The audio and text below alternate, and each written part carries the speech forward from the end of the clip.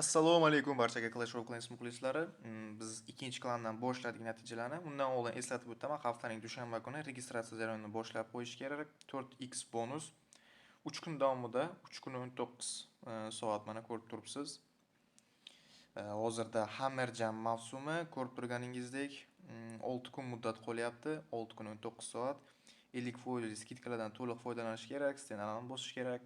Qimmat bo'lgan ulchanalarni bosib oladigan joyi. Propisk olinsa, propiskdan ham qo'shimchasiga yana imkoniyatlardan foydalana olasiz. Propisk xizmati kerak bo'ladigan bo'lsa, men bilan bog'lanishingiz mumkin bo'ladi. Endilikda ligaga qaytamiz. Ligada tushib ketish, Kursdan Liga 3. Yaxshi natija ko'rsatgan ishtirokchilar ham so'rab olishgandi, lekin ko'pchilik so'ragani uchun 30 tarik tashkillashtirib berildi. Juda ko'plab atakalarimiz qolib ketdi raundlarda. Juda ham bir yomon natijalar, 7 ta raund, juda ham bir rasvo ko'rinishda.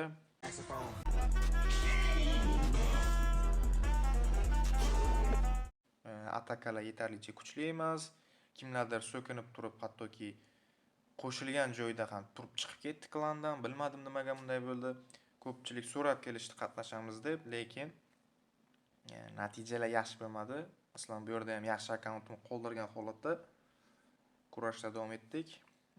Kurashmoqchi bo'lgan ishtirokchilar yetarlicha 3 yulduzdan olib turib har bitta raundda foydalanishdi. Va bu yerda natijalar shunaqa ko'rinishda yakunlandi. Har bitta raundni bu yerda olishim ham, ko'rsatishim ham iloji yo'q edi. Asosiy klanga o'tamiz. Asosiy klanda esa teskarisi plus tomonga yaxshi natijalar. Birinchi o'rinda ko'rsatib o'taman, mana 27. Ko'rib turganingizdek, klanimiz 27-levelga ko'tarildi darajaga.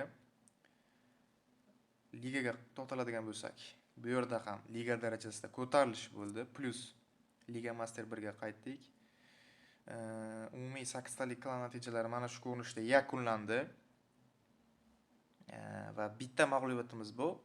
Bu ham birinchi raundda bo'lgan va qolgan barcha raundlarda yaxshi natijalarni amalga oshirib, xatoliklarga yo'l qo'ymasdan maksimal darajada birlashgan holatda yashil plus natijalarni ko'rsatib bordik. Ko'rib turganingizdek, mana shu ko'rinishda ligani yakunlab oldik. Noyabr oyi birinchi va ikkinchi kanallarda shunday yakunlandi. Mana shu ko'rinishda ikkita klanda umumiy natijalarimiz amalga oshirib borildi va eslatib o'tadigani, Hammer Jam, skidka, 4x bonus, mana bulardan foydalanib o'ring. Telegram kanalda bu. So'nggi xabarlarni tez-tez tashlab boriladi. Umumiy liga haqida qisqacha mana shularni aytib o'tmoqchiman noyabr mavsumida.